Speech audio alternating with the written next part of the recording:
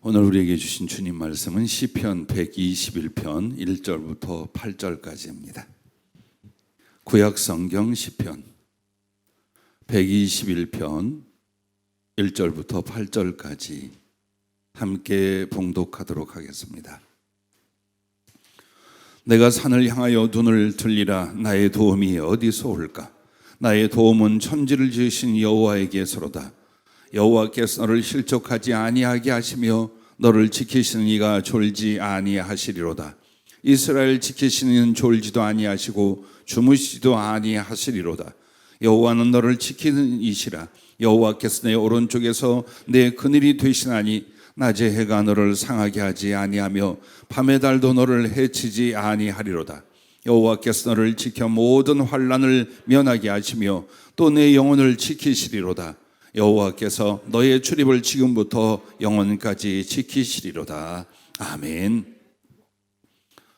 성실하신 하나님, 성실하신 주님, 이런 제목으로 묵상을 하게 하고 또 오늘 말씀 제목을 삼게 하셨습니다. 아마도 시련이나 궁핍이나 어려움을 겪고 있을 때 우리의 궁금함과 때로 막막함이 있습니다. 하나님을 믿고 의지하는 여러분은 아마 이런 생각을 할 수 있습니다. 지금 이럴 때 하나님은 무엇을 하고 계실까? 과연 주님은 나를 위해 무엇을 하고 계실까? 자, 이것이 정말 궁금한 긍정적인 질문이 아니라 염려나 걱정 혹은 낙심과 원망으로까지 이어질 수 있습니다. 아마도 시편 기자가 그런 마음이었던 것 같습니다. 그러나 묵상하며 성령의 교통 가운데에 정말 자기를 지키시는 주님, 그 하나님은 무엇을 하고 계신가를 이 시편 121편을 통해서 고백하고 찬양하는 내용입니다. 오늘 주님 사랑 고백시가 유독 짧습니다. 그러나 저는 이 내용을 며칠 전에 기도 중에 받고 참 많이 감동하고 깊게 묵상을 했어요. 지금 나는 매우 바쁘구나. 자, 우리는 우리의 삶 가운데서 주님을 생각하면서 정말 그분이 이 순간에 혹은 우리의 이런 소원과 기도 앞에서 뭘 하고 계실까? 움직이지 않는 것 같고 돕지 않는 것 같고 일하지 않는 것 같은 그런 갈등이나 상처, 염려도 일어날 수 있어요. 그에 대하여 하신 말씀 같아요. 지금 나는 매우 바쁘구나. 너를 위해 지금도 나중도 필요한 것을 주기 위해 모든 마음과 시간을 다해 일하고 있느니라. 그 말씀을 하셔요. 여러분, 그렇습니다. 우리는 현실에 눈을 두고 마음을 둘 때는 하나님이 보이지 않습니다. 그리고 그분의 날 위한 사랑과 그 섭리도 전혀 느껴지지 않습니다. 과연 주님은 지켜보고 있거나 다른 짓을 하고 계시거나 딴 생각을 품고 계실까요? 그렇지 않다라는 것입니다.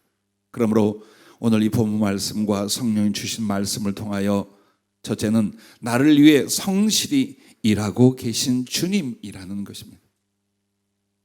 전능자이십니다. 우리 생각에는 보좌에 앉으셔서 눈 하나 깜짝 안 해도 만물이 모든 역사가 다 이루어지리라는 생각을 합니다. 그런데 주님의 고백은 너를 위해서 정말 부지런히 열심히 일하고 있다는 것입니다. 그래서 성경은 성실하신 주님이라고, 약속하신 것을 한번 사랑한 자를 향하여 당신이 얼마나 열심히 부지런히 움직이고 일하고 계신가, 그래서 주님을 가리켜 성실하신 주님이라고 말씀하고 계신 것입니다. 그러면 나를 위해 이렇게 성실히 일하고 계신 주님, 어떤 일들을 하고 계신가요? 그 세 가지를 말씀해 주시는데 그 중에 첫째가 나를 지켜주시기 위해서라고 말씀하고 있습니다.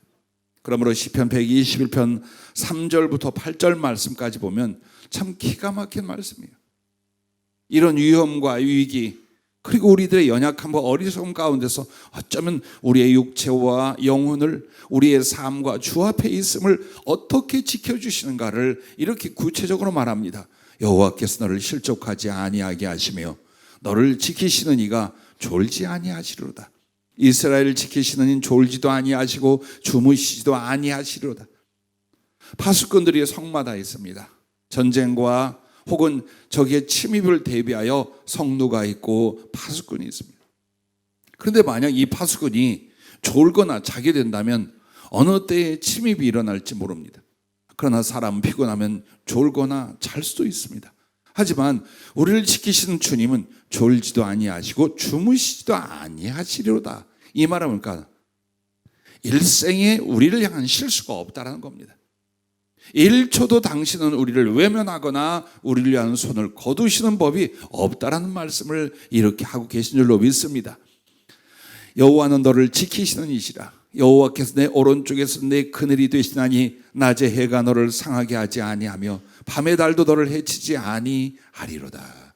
자, 하나님은 진노하시고 하나님은 우리를 판단하시고 하나님은 우리를 심판하시기 위해 계신 하나님이라 생각할 수 있습니다. 그러나 하나님 당신 자신은 우리를 향하여 어떤 위치에 계시며 뭘 하고 계신가를 5절부터 말씀하신 너를 지키시는 자시라. 할렐루야. 그렇습니다. 정말 가만히 돌이켜보니까 내 어려서부터 지금까지 천재지변이나 각종 전염병이나 흉악한 일들이 많았습니다. 그러나 정말 지난 12월부터 시작된 이 코로나19의 감염 사태는 이렇게는 없었어요. 전 세계적으로 이런 일은 없었어요. 정말 어쩌면 말세라고 할 만큼 모든 게 고통이고 위험이고 위협인 시간들을 살고 있습니다. 그럴지라도 주님은 우리 성도를 위하여 주님 어떤 분으로 계시냐? 너를 지키시는 이시라. 할렐루야. 그러므로 질병에서만이 아니라 모든 것으로부터 여러분의 영혼과 삶을 지키시고 함께 계신 줄로 믿습니다. 낮의 해가 너를 상하게 하지 아니하며 밤의 달도 너를 해치지 아니하리로다. 자, 보십시오. 낮의 해가 뭘 했죠? 그렇지 않습니다. 그 지역에서는 낮의 해가 일사병을 일으키고 심각한 화상과 죽음에 이를 수도 있을 만큼 뜨겁고 기온이 높습니다. 밤의 달은 밤을 의미하는데 밤은 급격하게 온도가 떨어집니다. 그러므로 낮과 밤의 기온 차이로 말미암아 사실상 굉장히 힘들고 그리고 위험이 도사려 있는 것이 이스라엘 그쪽 중심으로의 환경이었습니다. 그러나 이 낮의 해나 밤의 달이라는 말은 항상 언제든지라는 말이에요. 모든 것으로부터 모든 시간으로부터 나는 너를 지키기 위하여 있다. 하나님의 완전하심과 전능하심을 통하여 우리를 지키심이 그와 같으시다라고 말씀하고 계신 것입니다. 여러분은 아마도 지나간 시절과 자기의 인생을 생각해 보면 여러 차례 거의 죽었다가 살아났거나 죽을 수밖에 없었는데도 살아있다는 것을 경험할 것입니다. 그러나 이것은 우리가 인지하고 있는 것이고 인지하지 못하는 것도 말할 수 없이 많습니다.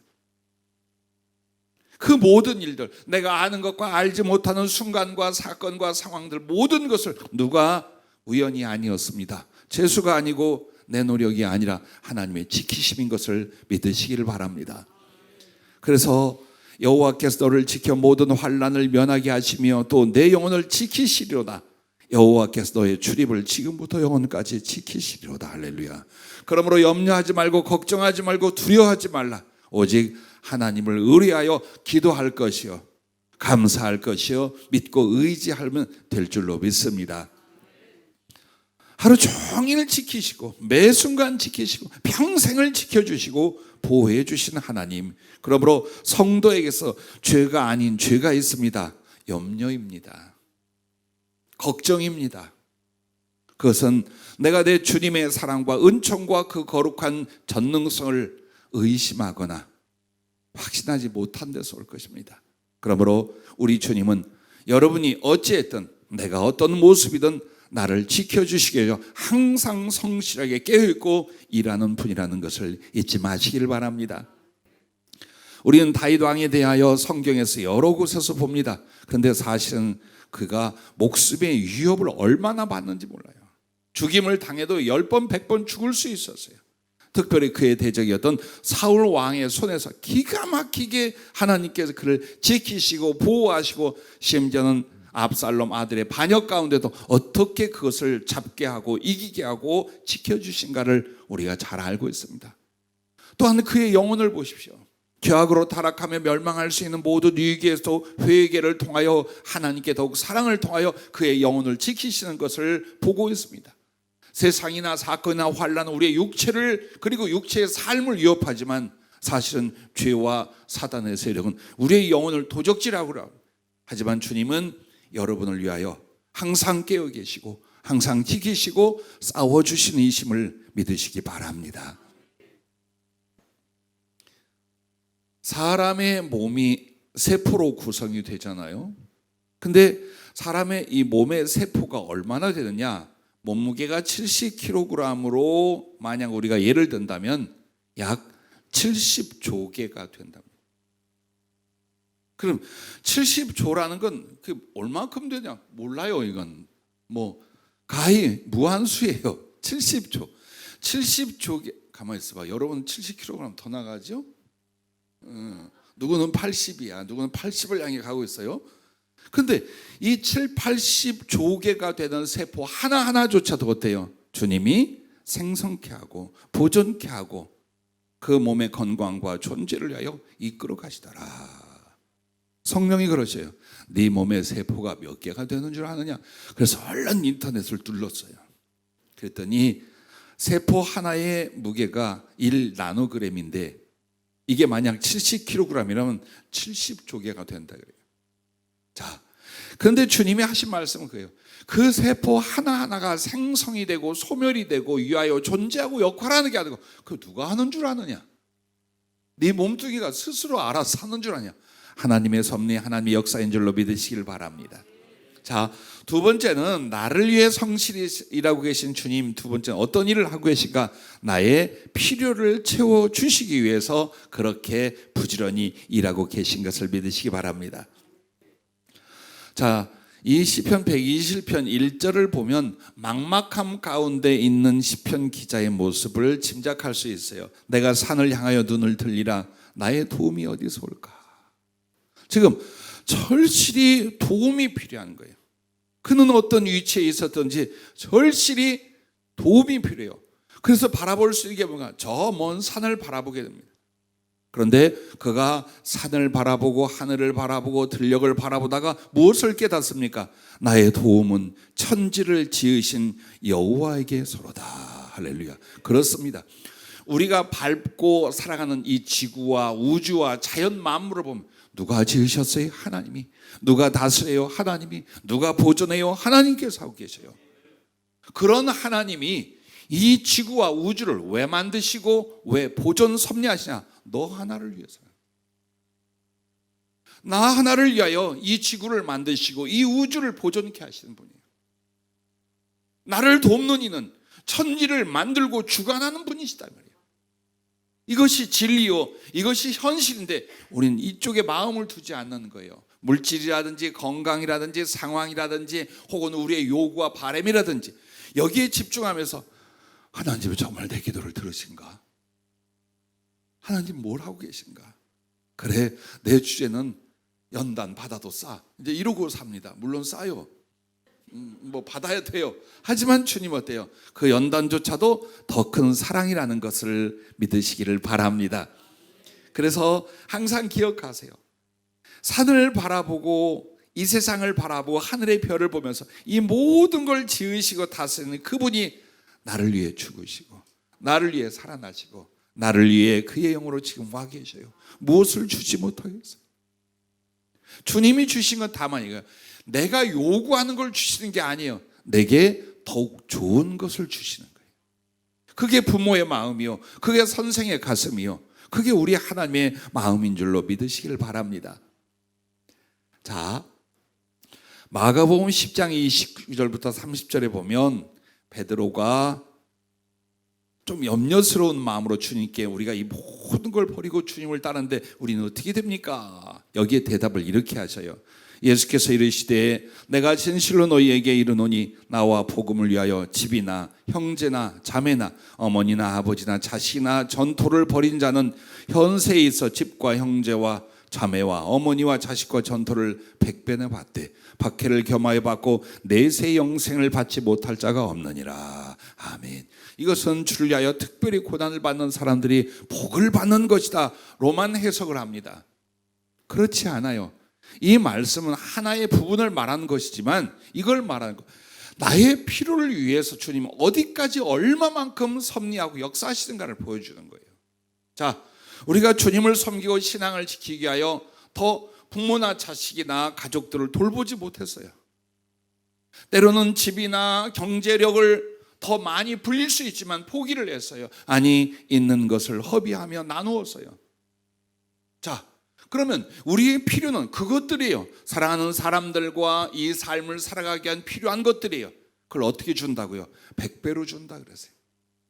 그리고 자, 내 자식이나 아내나 남편이나 부모님을 주를 위하여 포기하고 내려놨는데 그들을 100배로 돌려주다는 100명을 준다는 뜻이 아니죠. 보편적인 혈육 관계를 영적인 사람들로, 구원받지 못한 나의 사랑하는 가족을 구원받은 사람들로, 단지 육신적으로 염려하고 걱정하나 하나님은 그들을 구원하고 나를 위해서 내 사랑하는 자들까지 어떻게 할까? 모든 필요로서 채워주신다 이 말이에요.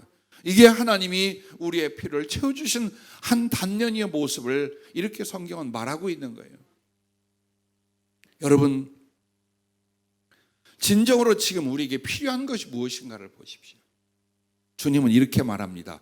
육신으로 필요한 건 이거예요. 일용할 양식. 하루 한 끼 먹고 하루를 살 수 있는 양식을 가졌으면 하나님께 구할 것의 전부라는 거예요. 왜? 나머지는 주님이 해. 구하지 아니할지라도 주님이 주실 수 있어요. 그래서 우리들어 믿고 감사하며 기뻐하라는 것이 뭡니까? 내가 알아서 해 이것들아. 내가 다 해줘. 근데 우리는 어때요?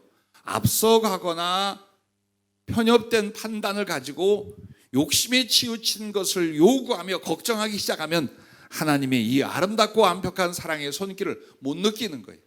안 보이기 시작하는 거예요. 주님, 나 그거 말고 이거라니까요. 천국은 어차피 가지만 오늘 나 이게 필요한데 지금 몇 달째입니까? 이게 지금 몇 년째입니까?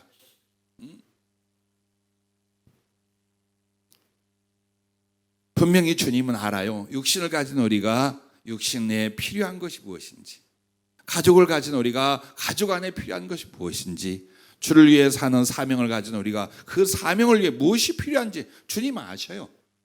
아시기 때문에 내가 나의 필요보다도 주님이 나를 위한 필요를 얼마든지 채워주고 계신 것을 여러분 믿으시기 바랍니다. 사르밧 과부를 어떻게 하나님이 아셨을까요? 이스라엘 백성이 아니었어요. 유대인이 아니었어요. 이방 과부였어요. 그런데 이 사르밧 과부를 향하여 엘리야 선지자에게 그리로 가라는 거예요. 갔더니 어떻게 됐습니까? 아들 하나 있는데 이 아이하고 자기하고 굶어 죽기 직전이었어요. 마지막 가루 한 움큼으로 떡 한 조각 해먹고 죽을 날을 기다리며 나뭇가지를 줍는 불쌍하고 처량한 과부, 그의 입장과 상황을 어때요? 하나님은 알고 계셨어요. 그래서 엘리야를 돕고 섬기게 한 것이 아니라 엘리야를 섬김으로 말미암아 그의 필요를, 영혼의 구원과 하나님의 말씀과 그리고 일용할 양식과 삶의 필요를, 심지어는 죽은 아들을 살려주신 역사까지 하나님이 하셨더라 이 말이에요. 왜 사르밧 과부의 이야기를 성경에 기록하여 우리들에게 보고 듣게 하셨습니까? 그에게 그렇게 하신 하나님이 너에게 그렇게 하지 않겠느냐, 너희를 위하여는 그렇게 하지 않겠느냐. 그래서 우리가 답답해하고 염려할 때 주님은 그렇게 말합니다. 자기 아들을 아끼지 아니하시고 우리 모든 사람을 위하여 내어주시니까 어찌 그 아들과 함께 모든 것을 우리에게 주시지 않겠느냐. 할렐루야. 그렇습니다. 그런데 그렇게 우리의 필요를 위해서 일하시는 주님이 어때요? 너무나 바쁘고 정신이 없을 만큼 일하고 계신다는 거예요.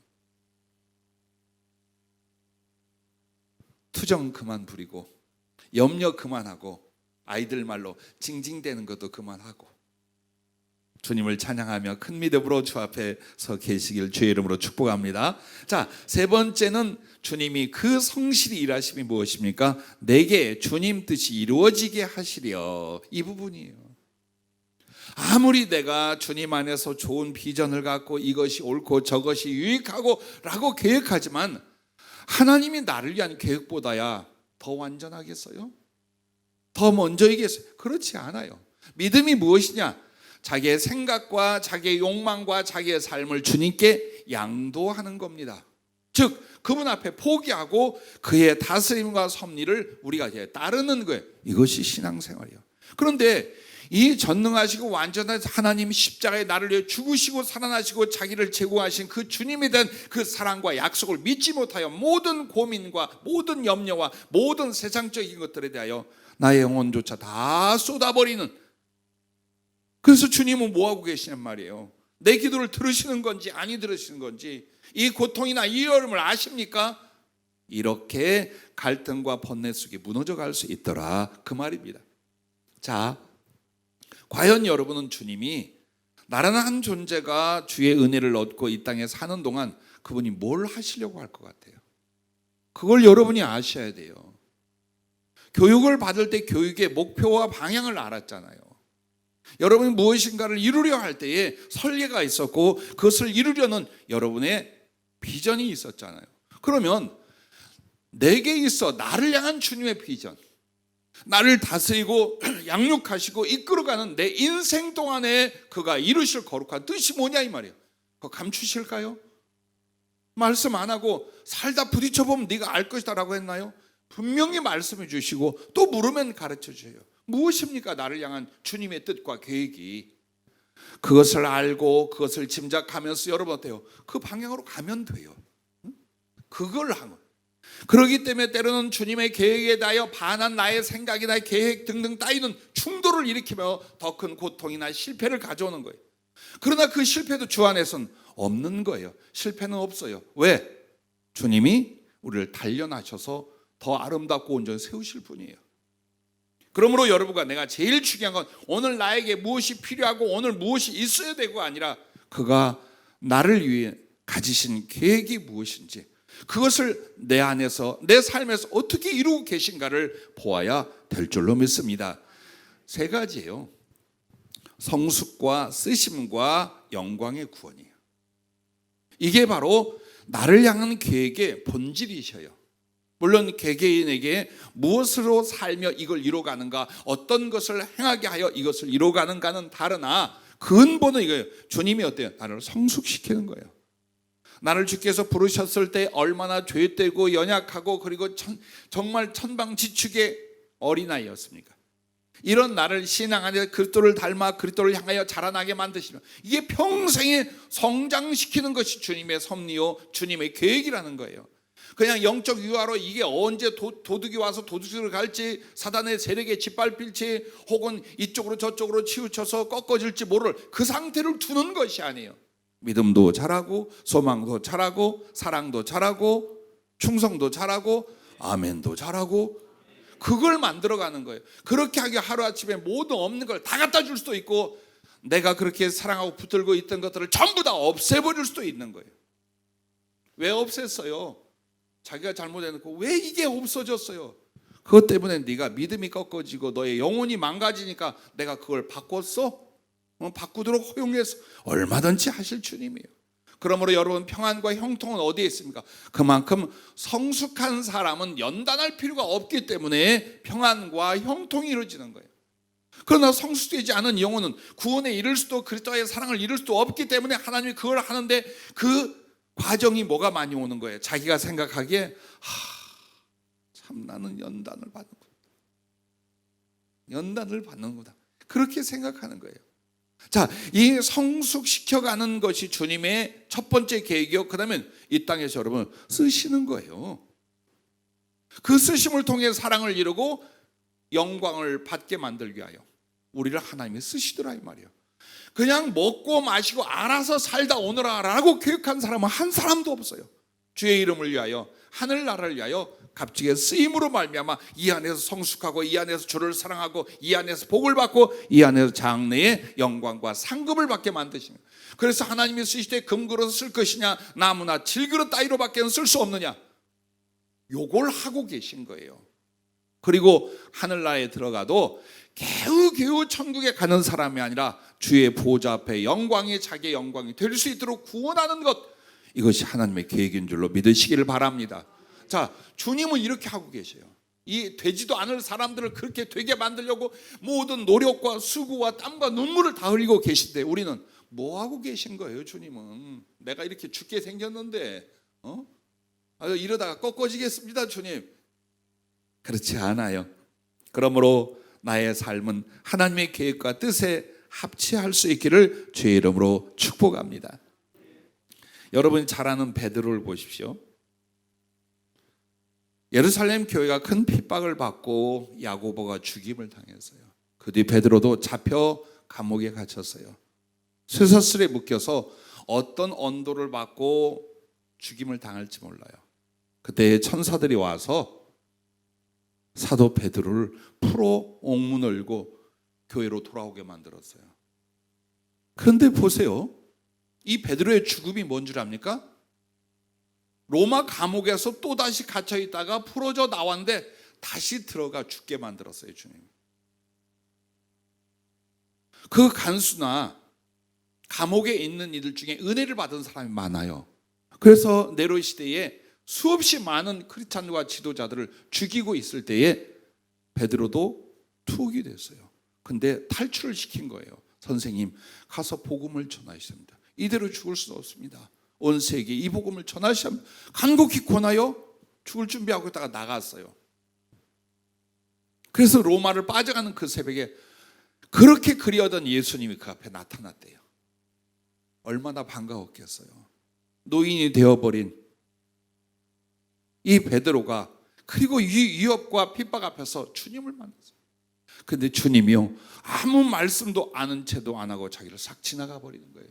어디로? 로마로 다시 들어가시는 거예요. 그래서 무릎을 꿇고 간절히 통곡하며 부르짖은 게 뭐냐? 그게 이제 여러분이 아는 소설 혹은 영화로 든 코바디오스라는 거예요. 주여, 어디로 가시나이까?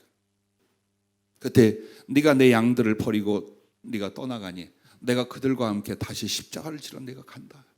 이렇게 대답하신 거예요. 그렇게 해서 베드로가 다시 돌아와 십자가에 못 박혀 죽을 때에 수천 개의 십자가에 많은 성도들이 돌아온 베드로의 그 신앙의 용기를 본받아 함께 죽을 수 있었어요. 자, 우리 인간적으로 생각하면 이 베드로가 잘 돼야 될 거 아닙니까? 감옥에서까지 풀어내어 살려주셨던 주님이 다시 감옥에 들어가 죽으라고 하는 것이 하나님의 계획입니까? 하나님의 섭리입니까? 예, 맞습니다. 그분의 계획이셨습니다. 우리는 우리 인생에 잘 먹고 편안하고 형통한 걸 하나님의 계획으로 알아요. 더 성숙해지는 게 뭔가, 정말 주의 이름으로 아름답게 쓸 수 있는 것이 무엇인가, 그래서 주님 앞에 영원한 영광을 줄 수 있는 게 어떤 것인가, 주님은 이게 우리를 향한 뜻이요 계획이라 이 말입니다. 그러므로 도대체 하나님은 이 땅에 있는 몇 가지를 위하여 계신 하나님처럼 자기를 좁히지 마세요. 그 미련 두지 마세요.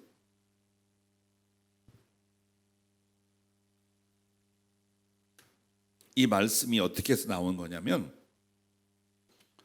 이 주님 고백시를 주시면서요 환상을 이제 보여주는 거예요. 한 3-4살 먹은 아이들이 식탁에 바글바글 앉아 있어요. 근데 주방이고 거실인 곳에 주님이 앞치마를 하고 엄마 노릇을 하고 계신 거예요. 그러니까 자기 새끼들이 쫙 앉아 있어요. 근데 그때가 언제냐? 밥을 먹을 시간이에요.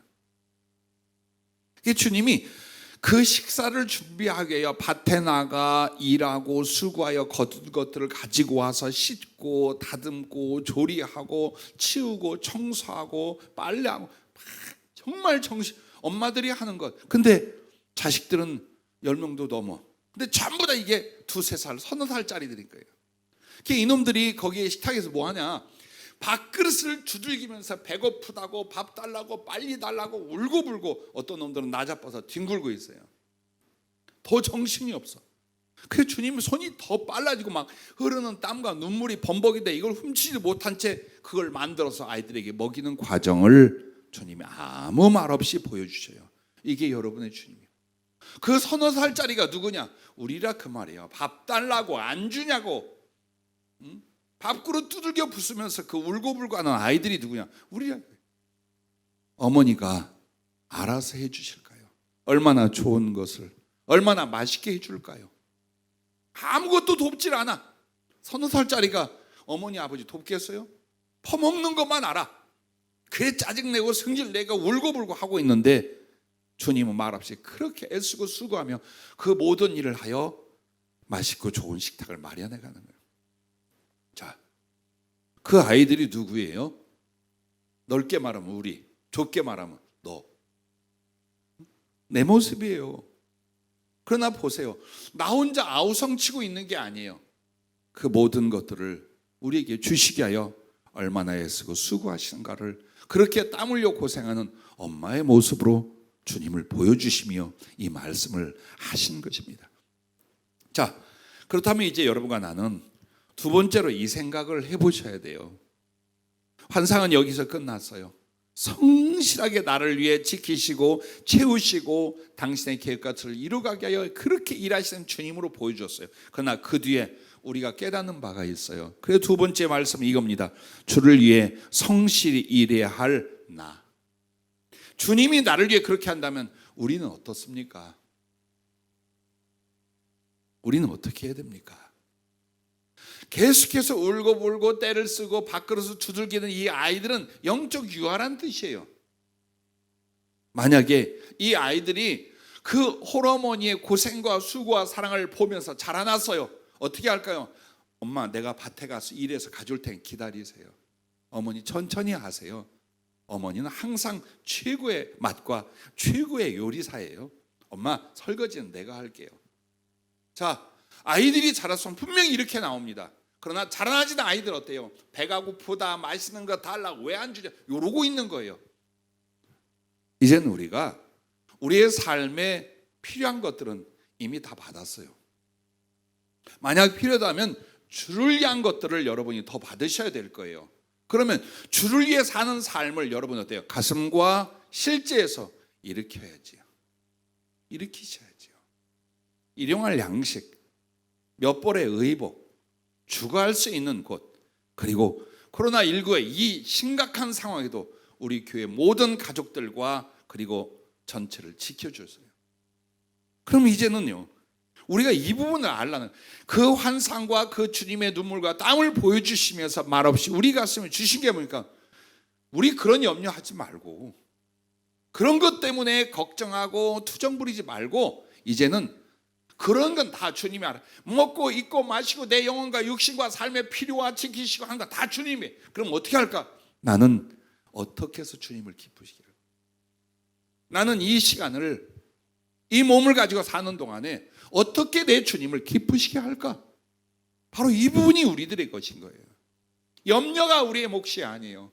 인간적인 노력과 수고로 고생으로 말미암아 영혼과 하나님을 사랑할 수 있는 기회를 낭비하는 게 우리들의 사명이 아니라 육신과 삶의 것은 주님께 맡겨도 돼요.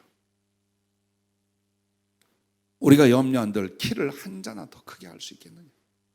고민하고 걱정하고 인간적인 수단 방법을 다 해도 어때요? 그 밥그릇 그 밥이잖아요.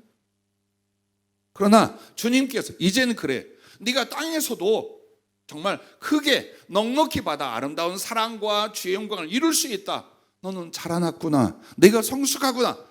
뭘 안 해주시겠어요? 응? 어떤 일을 맡기지 않겠어요? 하시는 거예요. 그러나 주님을 향한 우리의 사랑과 실존의 성숙은 이루지 못하고 진정한 감사와 당신을 향한 사랑은 자라나지 않는데 다 하고 하는 건 전부 다 뭐가 됩니까? 염려와 걱정과 나중에는 낙심과 원망으로 우리를 이끌어가게 되는 것입니다. 자, 그럼 주를 위해 성실히 일해야 할 나라는 부분에서 첫째는 염려 대신 감사를 이 부분입니다. 이게 잘 이해가지 않는 부분이었어요. 나이 어려서는. 진짜 염려할 것밖에 없어요. 걱정하고 낙심할 수밖에 없는 상황들이에요. 안 돼. 없어. 힘들어요. 근데 자꾸만 감사를 하라는 거예요. 자, 감사는 억지로 여러분 이렇게 꾸며내는 것이 아니에요. 그렇게 하라는 것이 아니에요. 하나님의 날 위해 일하심의 현실을 바로 보는 거예요. 그럴 때 진짜 감사를 하는 거예요. 근데 우리의 눈은 뭘 보고 있습니까? 내가 원하고 욕심내는 것들이 되느냐 안 되느냐 요것만 바라보는 거예요. 그러니 감사할 일이 없어.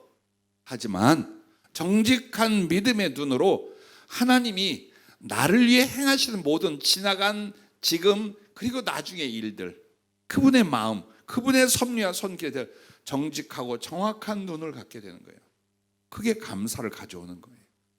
즉 주님과 그 사랑의 섭리에 더욱 집중하면 집중할수록 얼마나 나를 사랑하는지, 실제로 얼마나 나를 위해서 주님이 움직이고 계신가를 보는 거예요.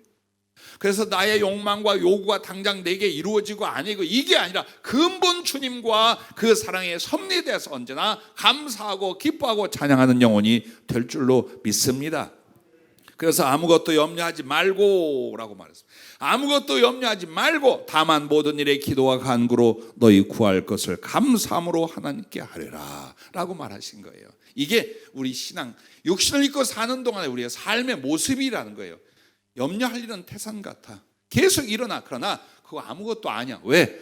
그 염려는 주님이 다 해결할 문제라는 거예요. 그래서 우리들은 하나님께 기도하되 어떻게 하라?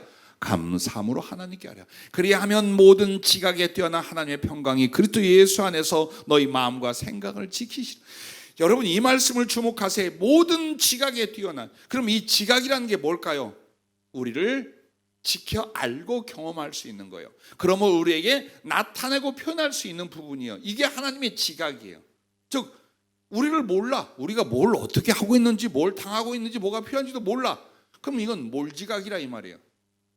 그러나 모든 지각에 뛰어나는 건 너의 숨쉬고 너의 잠들고 너의 깨어나고 네가 뭘 아파하고 네가 뭘 필요로 하고 네가 나에게 어떻게 하는가를 어때요? 주님은 속에서부터 겉까지 과거에서 미래까지 다 안다 이 말이에요. 그러므로 당신의 사랑도 당신의 손길도 충분히 우리에게 돼요. 그 지각을 통하여 경험케 나타내고 표현하신다 이 말이에요. 그러나 하나님이 감사하는 내 마음에 뭘? 평강을 주실 줄로 믿습니다. 할렐루야. 그러므로 여러분과 내가 신앙으로 산다면서 마음에 평안이 없으면 죄입니다. 그게 지금 죄된 거예요. 근데 우리는 이걸 인정 안 해요. 내가 어려워서 그렇지 하나님이 안 도와주시니까 내가 이러는 거지 라고 합니다. 아니요, 그렇지 않아요. 내가 몰라서일 뿐이에요. 하나님은 나를 사랑하셔서 나를 위하여 나보다 더 좋은 것을, 내가 원하는 것보다 더 기가 막힌 것을 우리에게 주고 계시고 그걸 위하여 존재 섭리하고 계신 것을 믿으시기 바랍니다. 그러므로 현실과 생활의 염려, 주님께 요구하는 그런 부분들이 대부분 이쪽이에요. 그러므로 말미암아 내 요구가 관철되지 않을 때 얼마나 많은 갈등과 걱정과 이기적인 시간들이 되고 말았던가, 이 부분을 우리가 기억해야 할 것입니다. 나이가 이만큼 먹었어요. 그 말은 얼마 안 남았다는 뜻이에요. 이게 지혜예요. 응? 여러분이 우리 교회 온 지가 몇 년이요, 그러므로 나이가 몇 년이요 라고 한 것은 쓸데없는 시간이 갔다는 게 아니에요. 여러분이 그만큼 주님께로 가까이 갔어요. 요 말은 이제 하지 말아요. 한 일이 없어서 못 간다고, 주의 일을 하고 가겠다고. 아니 그렇게 많은 시간 줬는데 뭐 했다고 그 말을 해? 응? 보세요. 이 동안에 우리가 살아온 게 뭐예요? 염려하고 걱정한 것만 밖에 없어요. 항상 염려하고 걱정하는 것만, 이거밖에 안 했어. 신앙생활 하면서도. 이제 그러지 말라 이거예요. 주님을 향하여 진정한 감사, 기쁨과 찬양이 될 수 있기를 바랍니다. 자, 두 번째는 무엇으로 주님을 기쁘시게 할까, 이 부분이에요. 자, 어떻게 했어요 주님이 내게 채워주고 나의 기도를 들어줄까가 아니라, 나 받을 만큼 받았고 앞으로 주실 만큼 주실 것이. 부모는 나를 버렸을지라도 여호와는 나를 영접하시리다. 다윗의 고백이에요. 그 사랑하는 부모님이 행여 자기를 버릴 수 있어. 우리 어머니나 아버지도 저한테 허락도 없이 가셨으니까 나를 버렸지. 그게 제가 지금 고아예요. 부모는 그럴 수밖에 없어요. 그러나 여호와는 나를 영접하시리다. 그렇습니다. 내 부모님을 알고 그 사랑을 경험했던 건 주님의 사랑의 일부라도 알게 하시기 위함이에요. 내 자식이 그렇게 소중하고 자식을 위해서 무엇이라도 할 수 있는 마음은 주님이 내게 그렇게 하신다는 것의 일부라도 기억하라는 거예요. 그래서 여러분과 나는 정말 신앙의 성숙과 주님의 쓰심의 그 분기점이 어디냐? 나의 삶과 필요를 위하여 염려하고 살아가는 삶에서 그런 걸 넘어서는 거예요. 그리고 어떻게 해야 주님을 기쁘시게 할까? 무엇으로 주님을 기쁘시게 할까? 이것이 삶의 모든 생각과 본질이 되면 여러분은 그만큼 자라는 거예요. 이게 이제 성장이에요. 그리고 여기서부터 성령 충만이 일어나며 하나님의 구체적인 들어 쓰심이 일어나는 거예요. 여기까지 안 온 사람은 어떻게 쓰겠어요? 지 생각, 지 걱정, 지 삶에 이 땅에서 하나님이 한다고 해도 거기에서 매달려 있는 이 사람을 물질을 붓든 성령을 붓든 무엇을 붓든 부어주면 주님을 위한 주의 영광을 위하여 일하겠냐 이 말이에요. 그 사랑의 성숙이 안 이루어진 이 가슴들이 여전히 육신적이고 세상적이고 정력적이고 그리고 이기적인 삶을 위하여 하나님 주신 달란트를 소비하지 않겠느냐 이걸 우리가 인지해야 됩니다. 우리가 깨닫고 있어야 됩니다. 그래서 우리가 노력하고 수고하고 쏟아부을 건 염려할 그 일들이 아니라 그 염려가 그 근심이 내가 무엇으로 어떻게 하여 주님을 기쁘시게 할고 여러분 이 부분이 돼야 돼요. 아까 보여준 환상에서 그 기저귀 찬 아기들이 뭘 하겠어요? 그러나 엄마의 사랑과 돌봄으로 성숙한 자녀들은 어떻게 해야 됩니까? 엄마를 위해 엄마의 일을 내가 맡고 엄마를 편안하게 해드리고 엄마를 기쁘시게 하고 돌아보는. 제가 제 인생에 그래도 좀 잘했다는 한 가지가 있어요. 어머니께 조금은 잘했어요. 근데 그 이유가 야 이놈아 나한테 이렇게 해야 돼. 자식은 부모를 이렇게 섬겨. 이런 말을 들어서가 아니었어요. 7살에 아버지 돌아가시고 어머니가 자식을 위하여 정말 혀를 깨물고 참고 견디고 수고하고 인내하셨어요. 어떤 따뜻한 표현이나 아주 기가 막힌 어떤 사랑의 나눔도 없었어요. 그냥 평범했어요. 단 말없이 눈물 흘리고 목숨 바쳐 살리려 하고 살리지 못하면 같이 죽으려 하고 이런 큰 의지들로 제 곁에 계셨어요. 자, 어려서부터 이 생각이 든 거예요. 우리 엄마의 눈물을 흘리지 않게 하는 우리 엄마가 기뻐하는 국민학교 2학년 때 우등상을 타갔어요. 어머니가 얼마나 우는지 몰라요. 산골짜기 깊은 곳에서 정말 사람 같지도 않게 언제 어떻게 될지도 모르는 그런 시간을 아버지 돌아가서 보내는데 그걸 들고 왔는데 어머니가 그렇게 울면서 치마 뒤집어서 눈물 코 닦고 끌어안고 우는 거예요. 그러니까 상이라는 게 뭐다 그게 얼마나 좋고 자랑스럽다가 아니에요. 엄마가 정말 기뻐하시는 거예요. 엄마가 정말 좋아하시는 거예요. 그래서 운동이나 예능이나 공부나 할 것이 아니라 싹 쓸다시피 했어요. 이를 물고 했어요 사실은. 왜? 어머니가 그렇게 좋아하셔요. 조그마한 간식 하나 학교에서 얻어도 혼자 입에 못 들어갔어요. 그렇게 고생한 어머니 가서 이거 먼저 드려야지.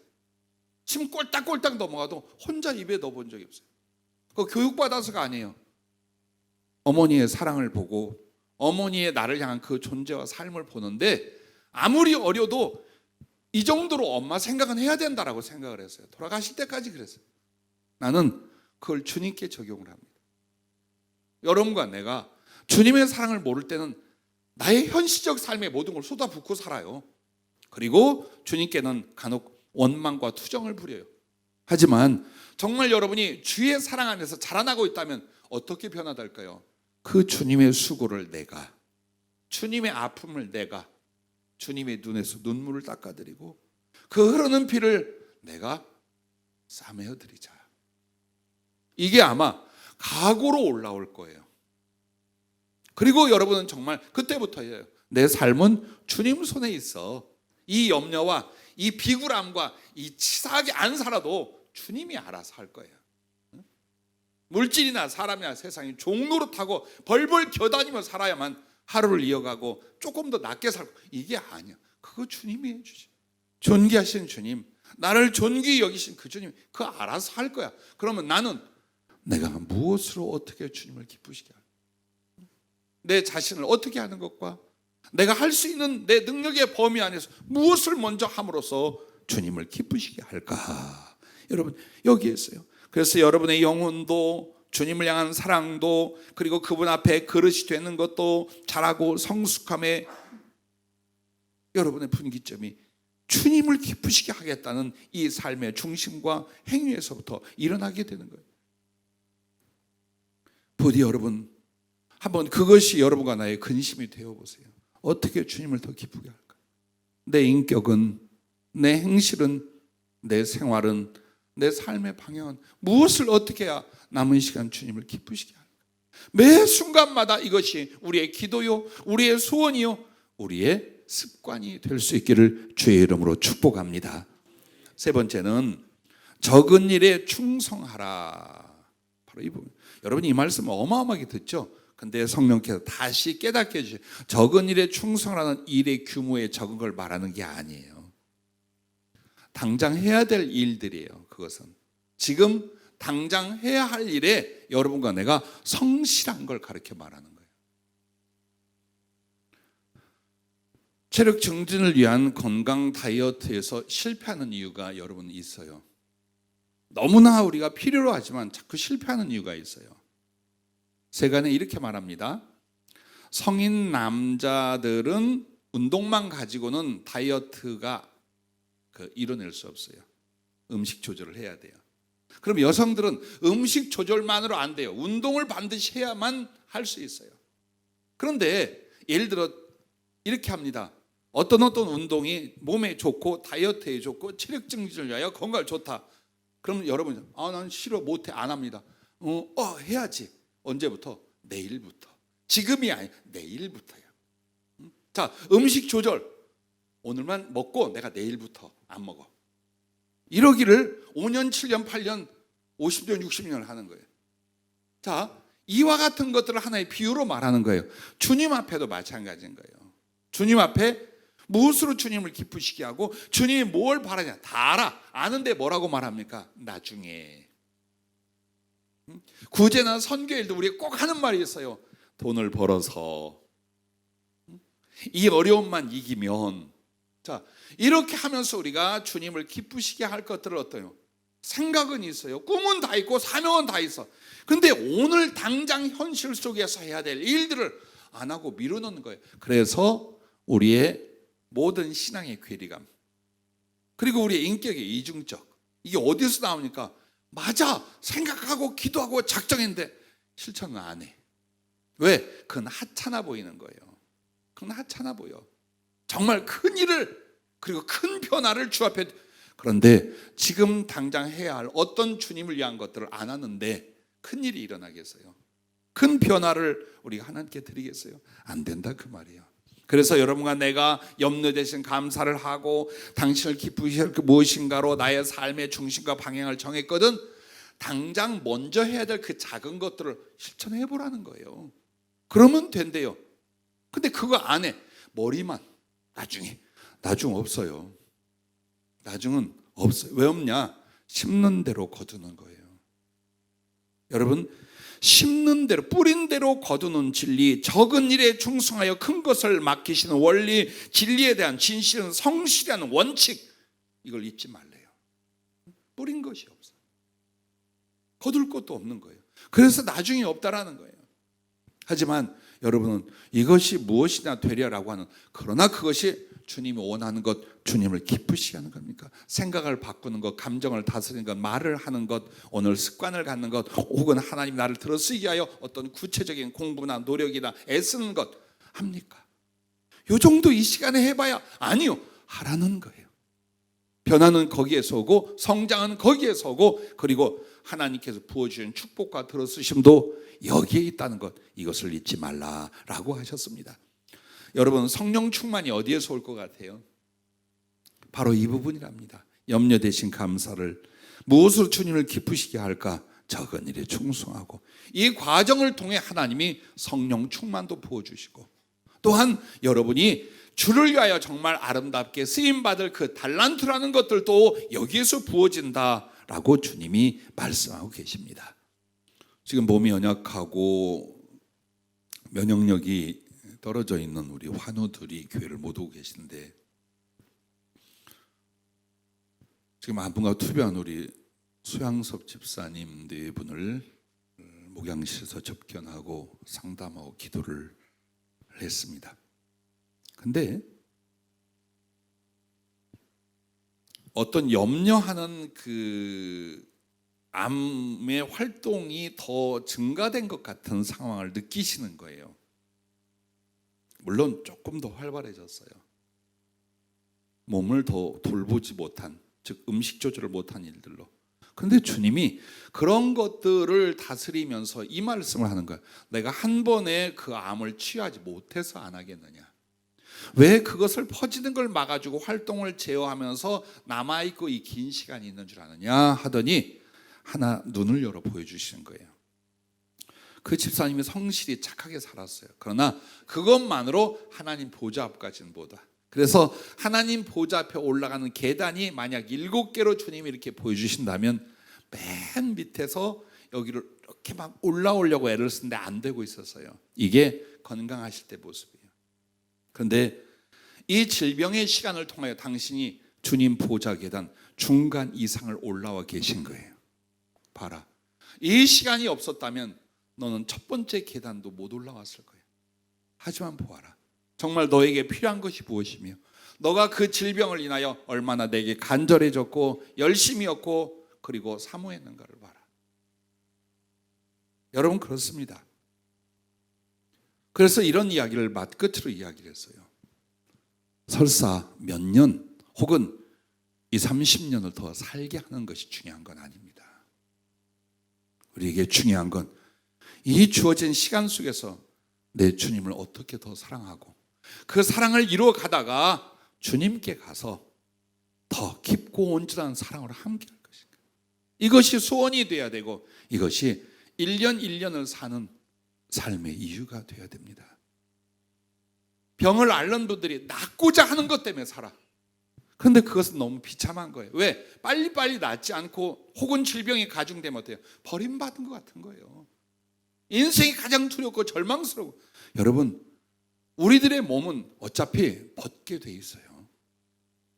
질병은 불편한 것뿐이에요. 그러나 그 질병을 인하여 낫기도 해야 되겠지만 중요한 건 영혼의 성숙, 주님과 사랑의 진실과 성실을 이루어가는 과정으로 사용할 줄 아는 거예요. 그러므로 여러분과 내가 주님 앞에서 살면서 내 삶의 염려와 걱정, 낙심과 좌절의 것들이 너무나 많아요. 그것은 주님이 허락한 것이 아니라 내 눈이, 나의 믿음이 어디로 가 있는 거예요? 이 삶에 대하여, 이 현실 과정에 대하여 다 쏟아져 있기 때문이에요. 하지만 눈을 들어 천지 만물을 지으시고 십자가를 친히 치시며 부활하신 주님을 기억하십시오. 그리고 오늘 우리는 이제는 나의 염려와 삶의 부분은 주님께 맡겨 감사할 수 있길 바랍니다. 그리고 어떻게 해야 내가 주님을 기쁘시게 할까? 그 구체적이고 성실한 삶의 단계로 들어갈 수 있기를 바랍니다. 여러분 보세요. 복음서를 가만히 묵상을 해봤더니 주인공이 주님 다음, 주님은 당연하시고 사람 중에 누구냐? 베드로예요. 그렇죠? 제자들을 불러서 주님이 고난받으시고 부활하시고 그리고 승천하시기까지 가장 많이 대화와 복음서의 중심에 누가 있어요? 베드로가 있어요. 그래서 그것을 보면서 우리는 베드로의 구원과 쓰심과 성숙을 위해 모든 걸 다해 주시던 주님을 복음서에서 보아요. 근데 복음서가 지나 이제 다음을 보면 바울이 나와요. 사울이라 하던 이 엉터리 이 사람을 주님이 만나시고 변화시키고 그리고 그를 구원하고 이방의 큰 그릇을 쓰시기 위해서 성실하게 역사하고 섭리한 주님을 우리는 사도행전에서 봐요. 그러면 여러분과 나는 우리를 세우시고 쓰시고 영적 구원을 위해서 부지런히 일하시는 주님, 그 내용이 어디에 있느냐? 로마서예요. 로마서를 보면 16장까지 이렇게 구별이 돼요.